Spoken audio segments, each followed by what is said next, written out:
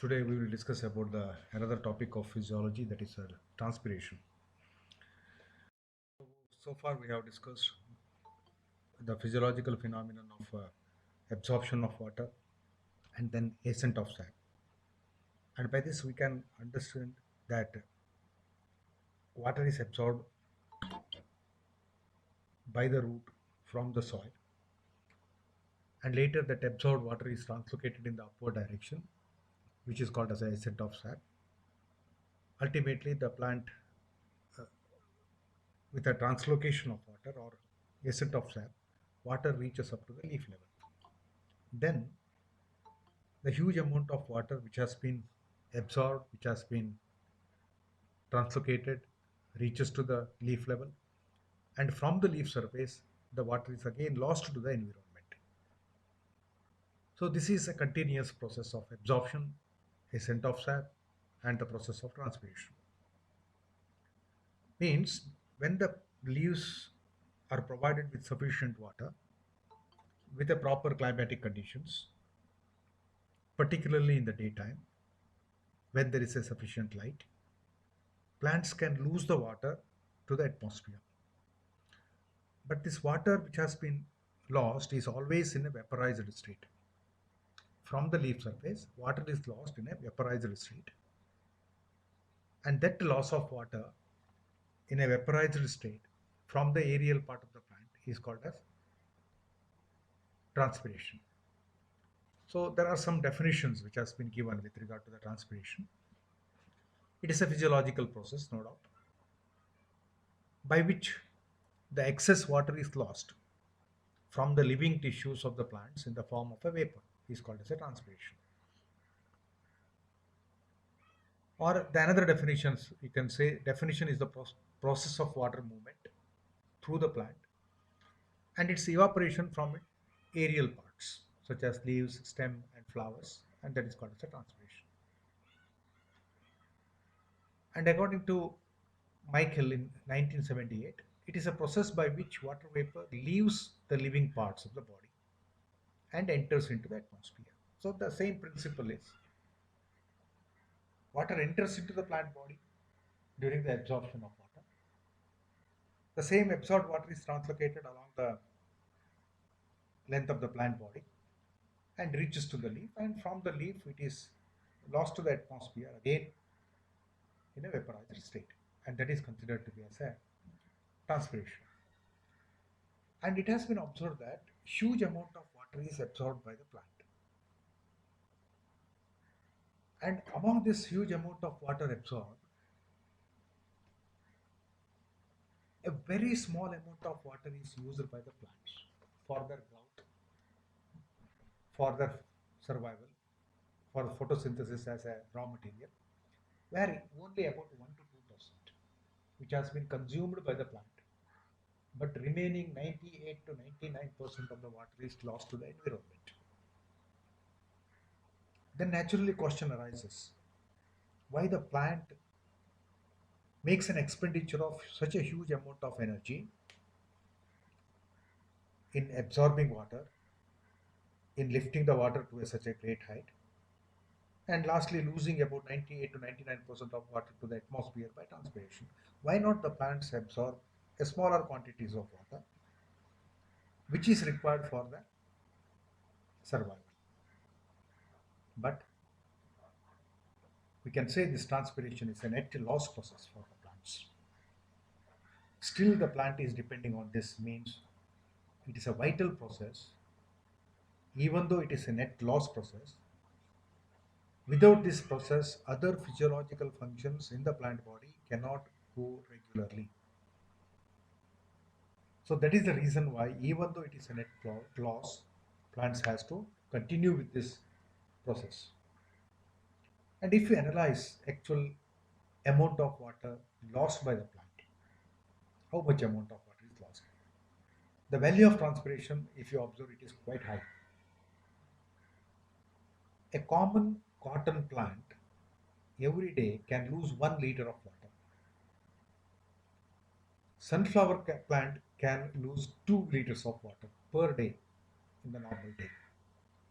So this is the huge amount of water is lost. That indicates that the same amount of water is absorbed from the soil, because in the common it is considered that amount of water transpired is equal to amount of water absorbed.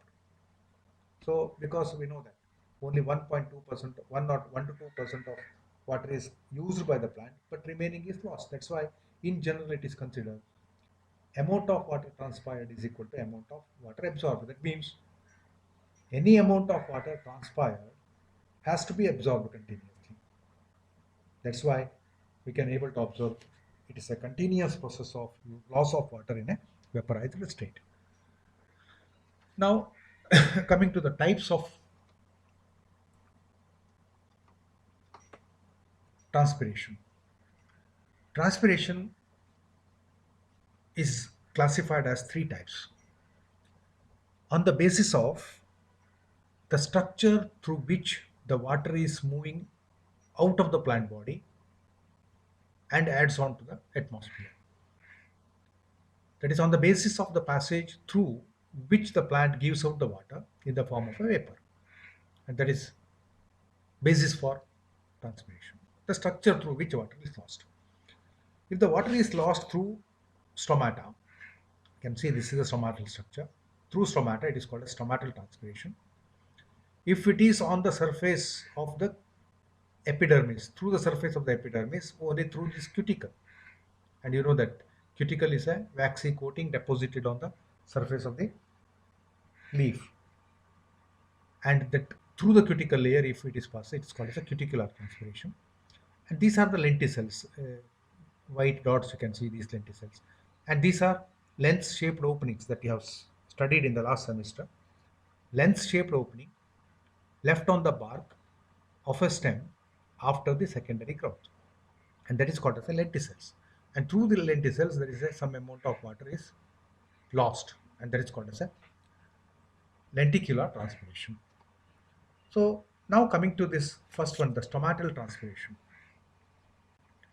So this is a loss of water vapor through the stomata is called as stomatal transpiration. About 90% of the water is lost through this stomata.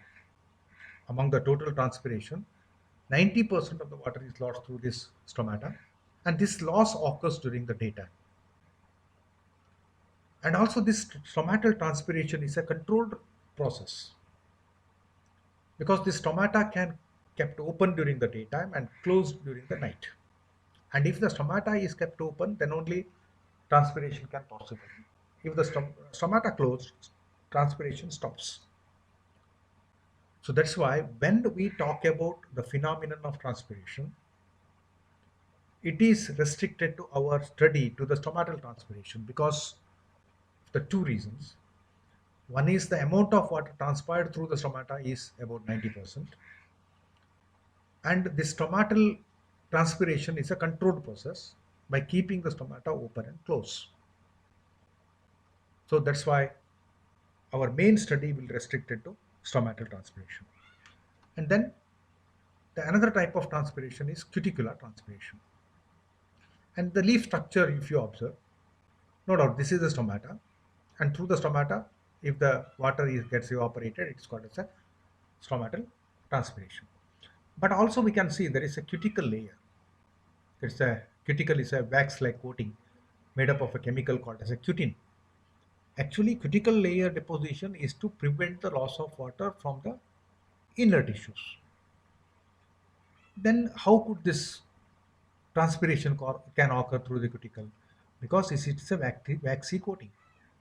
There may be certain cracks and crevices. So cuticle layer may develop certain cracks or thin openings. And through these cracks and crevices, if the water is lost, then it is called as a cuticular transpiration. And it is hardly 5 to 10%. So that is called as cuticular. Then lenticular transpiration. So we have seen this is the lenticels you can see on the surface of the stem. And it is the enlarged portion of a lenticel. So you can see this lenticel.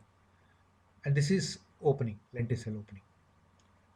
And from this internal tissue, water may evaporate through these lenticels, and that is called as a lenticular transpiration.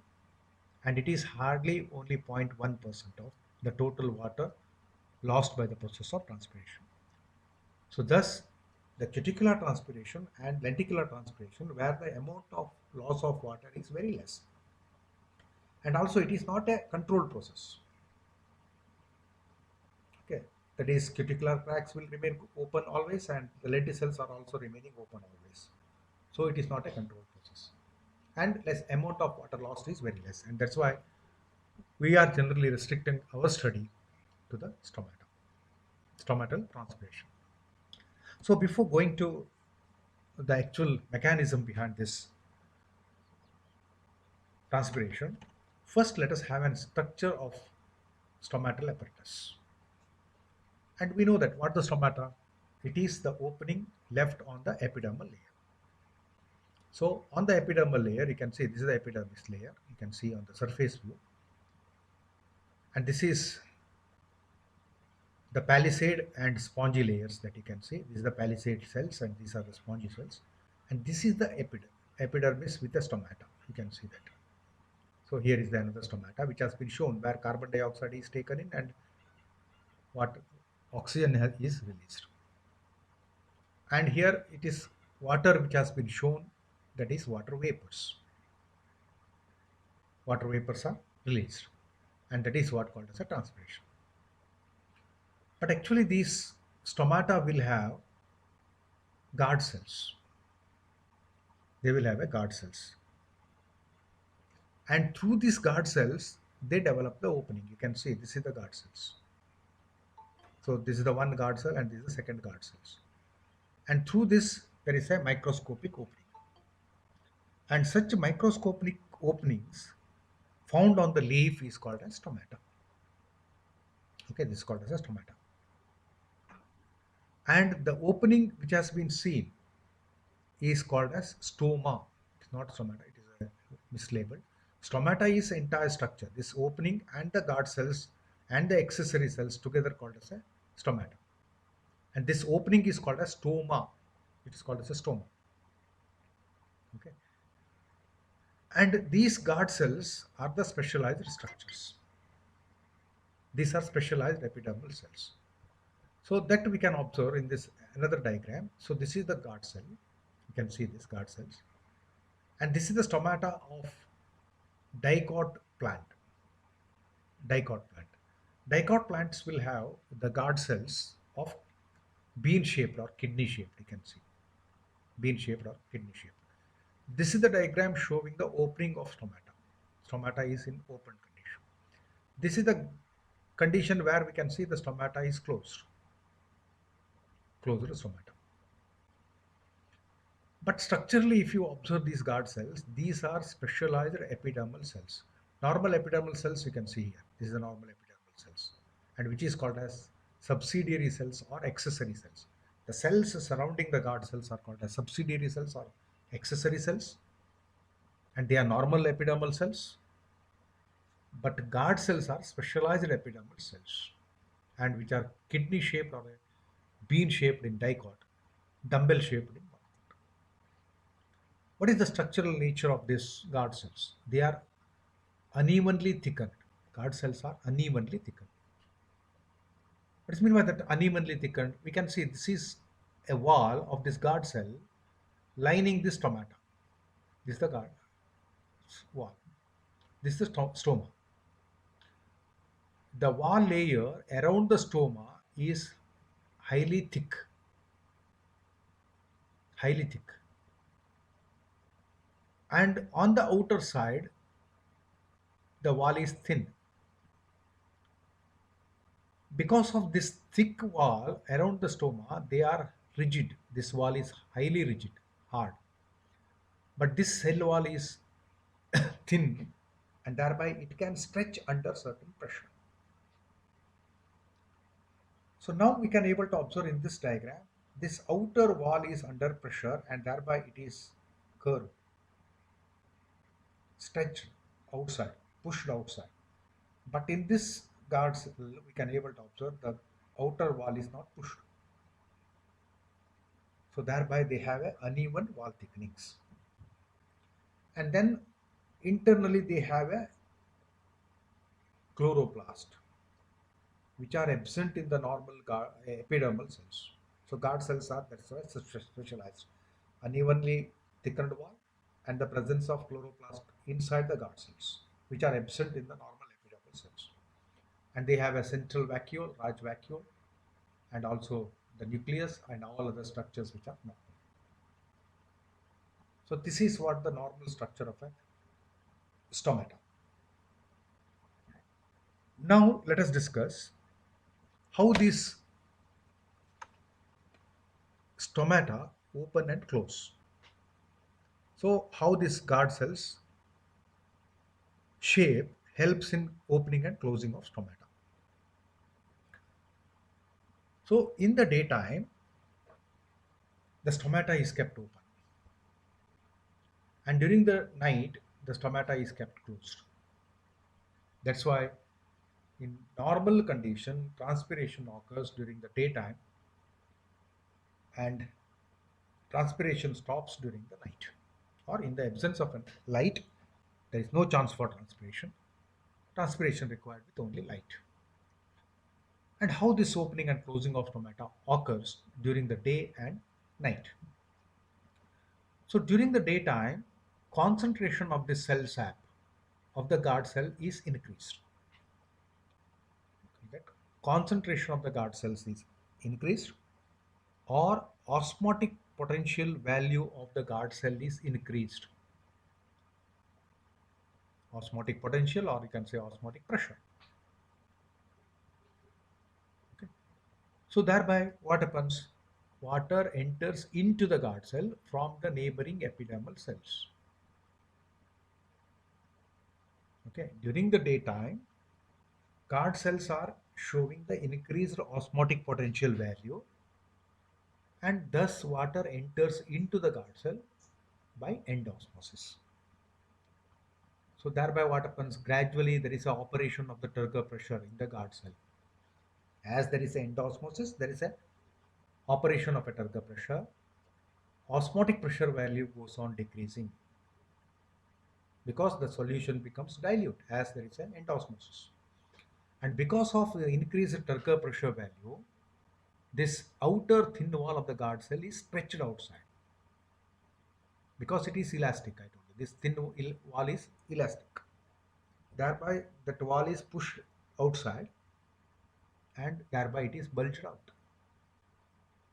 But this inner wall, which is lining the actual stoma, it is thick walled and it is rigid and hard and non-elastic.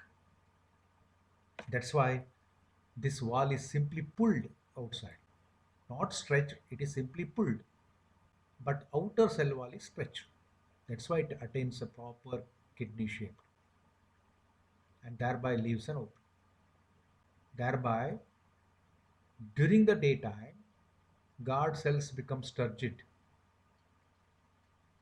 Okay, guard cells become turgid because there is an increased turgor pressure. One stage, again we can say the turgor pressure value becomes equals to the wall pressure. Thereby cell is called as turgid cell, and when the cell becomes turgid, guard cells becomes turgid, stomata opens. During night, during night, the osmotic potential value of these guard cells decreases, or concentration of the cell sap of the guard cell decreases in the absence of light. Then what happens? Gradually there is a exosmosis. Water moves out of the cell. Then gradually turgor pressure value goes on decreasing, osmotic pressure value goes on increasing. The cell becomes flaccid.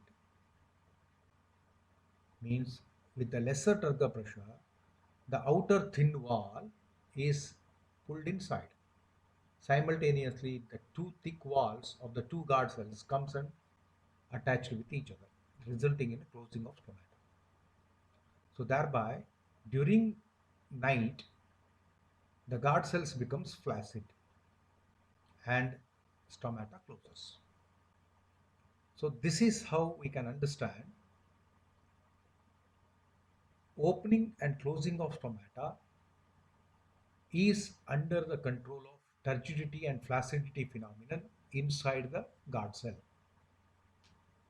The guard cell can enter into turgidity during the daytime and the stomata opens. Guard cell enters into flaccidity during the night and stomata closes. So thus, this is considered as the mechanism of movement of guard cells, resulting in the opening and closing of stomata. So now let us discuss the mechanism of stomatal movements. What is meant by this mechanism of stomatal movement? We have discussed already mechanism of opening and closing of stomata, and in which we observe turgidity results in the opening of stomata and flaccidity results in closing of stomata. Then how these guard cells become turgid during the daytime and how they become flaccid during the night. Means the interconversion of turgidity and flaccidity of guard cells is under the control of some mechanism. There is some principle. So that's why scientists try to reveal the phenomenon behind this opening and closing of stomata. What results in to open the stomata in the daytime and close during the night? Again, number of theories have been proposed by the scientists to explain the mechanism behind this stomatal movement. But you are included with the two important hypotheses, and one is starch sugar hypothesis and the another is a potassium pump hypothesis. So we will discuss with the first hypothesis, that is starch sugar hypothesis, or it is called as Stewart's starch hydrolysis. Stewart's starch hydrolysis or starch sugar hypothesis.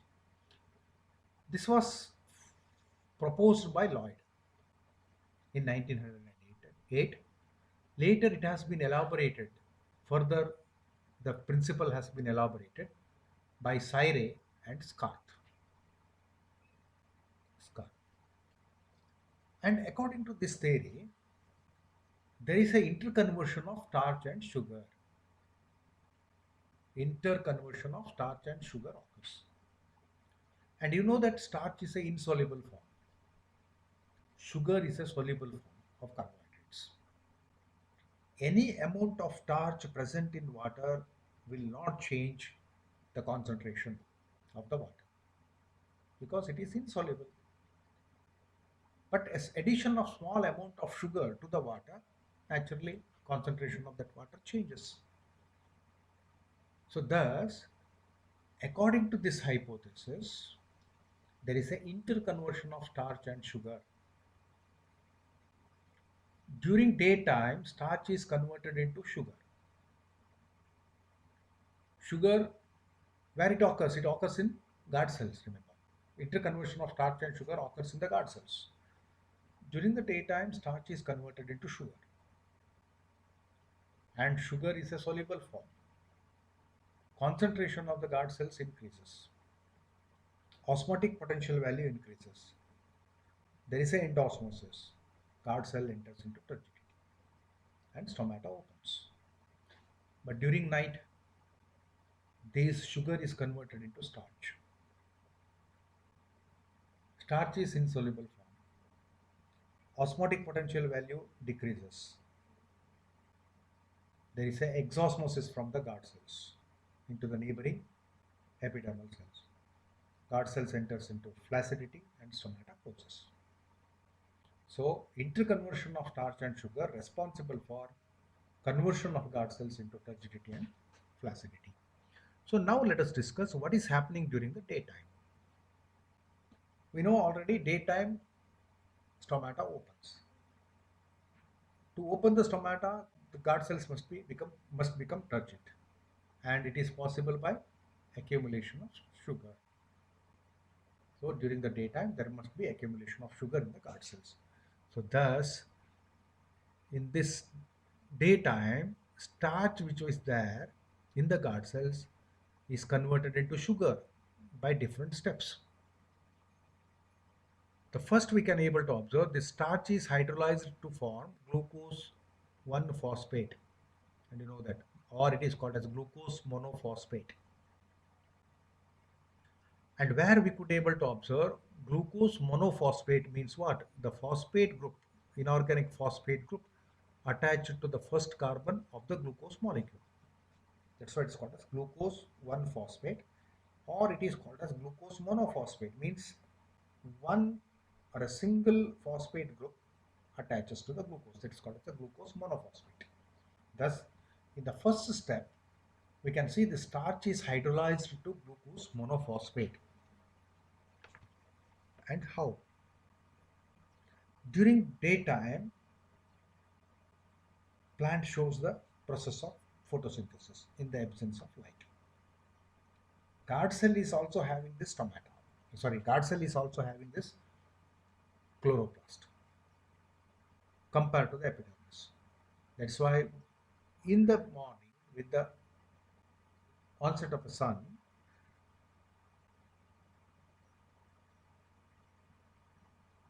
carbon dioxide liberated by the respiration in the guard cell is used in the photosynthesis.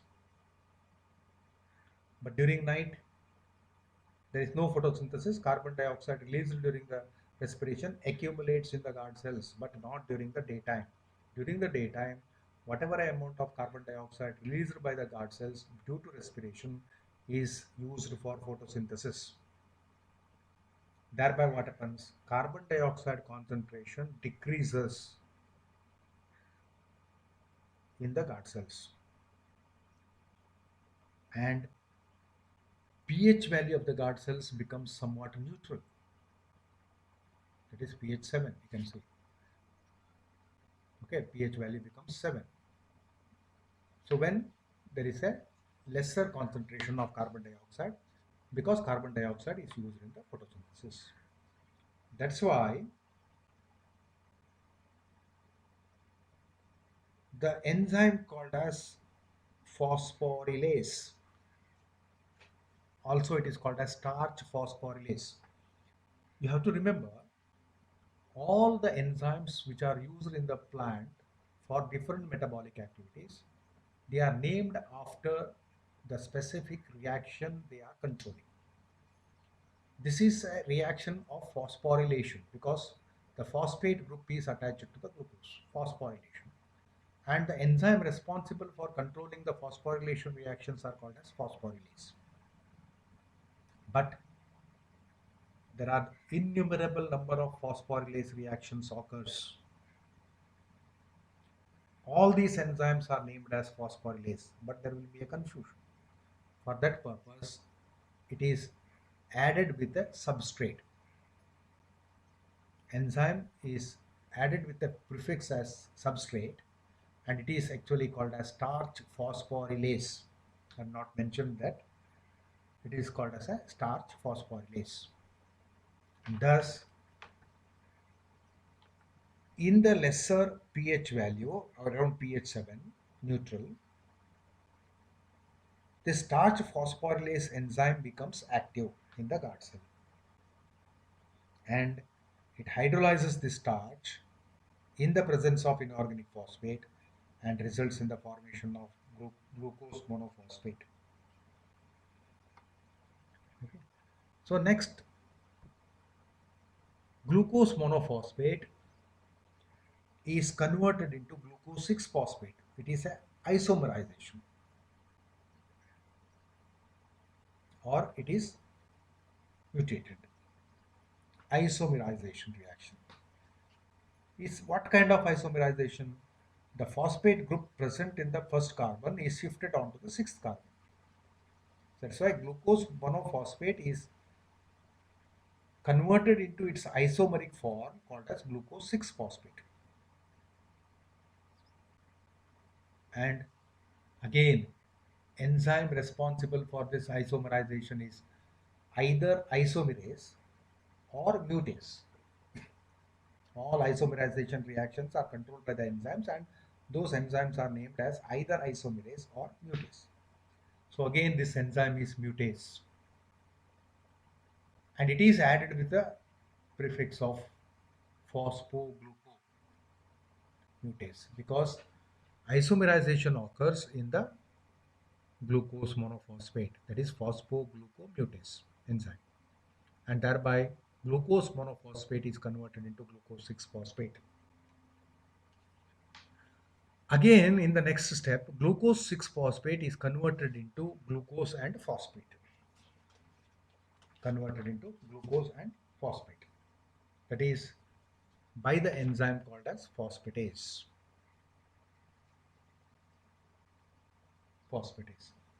So thereby what happens? Guard cells are now added with glucose and phosphate.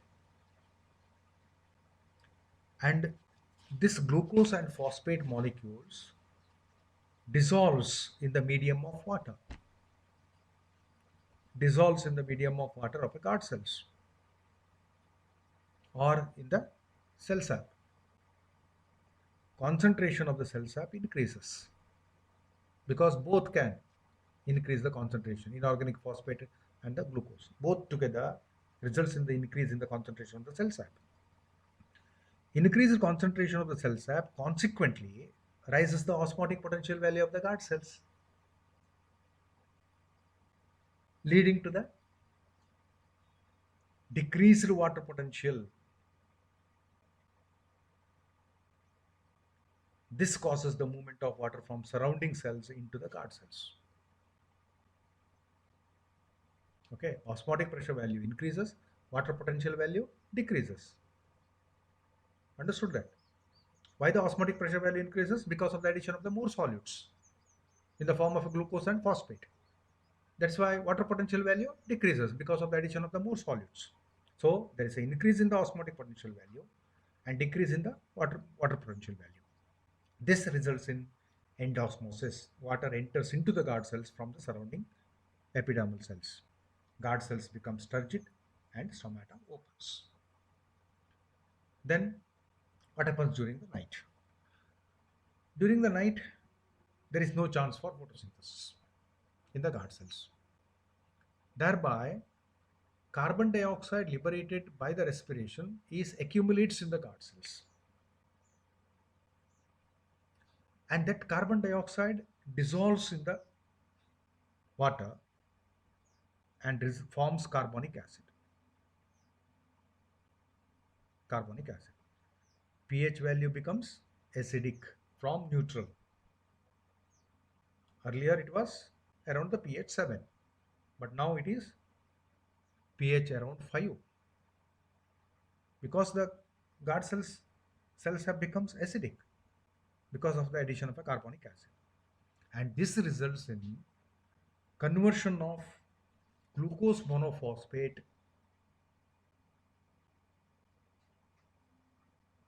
in the presence of hexokinase. So glucose reacts with ATP, and this ATP gives its terminal phosphate. You know that ATP is adenosine triphosphate with attached with 3-phosphate group, and terminal phosphate group of ATP is given to the glucose, and glucose is attached with that phosphate group in a first carbon. Glucose monophosphate is formed and ADP is released. So this enzyme is called as hexokinase. Kinase is the reaction of phosphorylation, addition of phosphate group to the glucose. Okay, it is phosphorylation, but it is hexose sugar. That's why it's called as hexose kinase, and that is in pH 5. Then what happens? Glucose monophosphate is further converted into glucose 6-phosphate. Again, it is a mutase, interconversion, isomerization. Glucose monophosphate is converted into glucose 6-phosphate. And glucose 6-phosphate is again converted into starch. again in the enzyme phosphorylase. So thereby we could able to observe during the night with the increased carbon dioxide concentration, there is a formation of a carbonic acid, decreases the pH value in the guard cells, that stimulates the conversion of glucose into starch. Glucose is first converted into glucose monophosphate. Glucose monophosphate is converted into glucose 6 phosphate, and glucose 6 phosphate is converted into starch. And these starch molecules are insoluble in water, leads to the dilution of the cell sap. Osmotic potential of the cell sap of a guard cell decreases. Osmotic potential value decreases. Water potential value increases. And water diffuses out of the guard cells. And guard cell becomes flaccid, resulting in the closing of stomata. So you can able to observe here. This is closed stomata, flaccid condition. And during the daytime, presence of light, carbon dioxide concentration becomes lesser in the guard cells. pH value becomes 7, and thereby stomata opens. Okay. But during night, we could able to observe the carbon dioxide concentration increases, pH value decreases, and there is exosmosis from the guard cells, and guard cell enters into flaccidity and stomata closes. So thereby we can see water deficiency generally results in a opening, moderate opening of a stomata sometimes. And when the sufficient water is available and other conditions are normal, then the stomata is kept open. So this is what the explanation given by Stewart, Lloyd. Later it has been supported by Sayre and Scarth. But this theory has been objected by certain objections. What are those objections?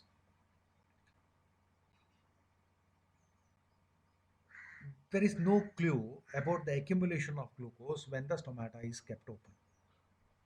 So according to the theory, we could able to observe stomata opens when there is a formation of a glucose from the starch. And then open stomata should have the accumulation of glucose. It was not detected. And it has been also observed that interconversion of starch and sugar is a slow process. It is slightly a slower process. But stomatal movement is a rapid process. So the rate of interconversion of starch into sugar or sugar into starch cannot account for the rapid stomatal movement. Okay, that is the second objection which was given. There is another third objection. Guard cells do not have enough starch to form the amount of glucose required to open the guard cells. So it is interconversion of starch and sugar. If it is an interconversion of sugar, there must be a sufficient starch which can be converted to glucose, and that much amount of glucose which is required to change the osmotic potential value, that much amount of sugar starch is not there in the guard cells. So these are the three objections which is not supporting this concept of starch sugar hypothesis. So this theory has been later discarded because these three major objections itself is there, and all these objections are basically on the principles behind this explanation, and thereby this theory has been discarded. Later, the another theory that is called as a potassium pump theory, or it is called as a proton concept theory. So that is the most valuable or accepted theory for opening and closing of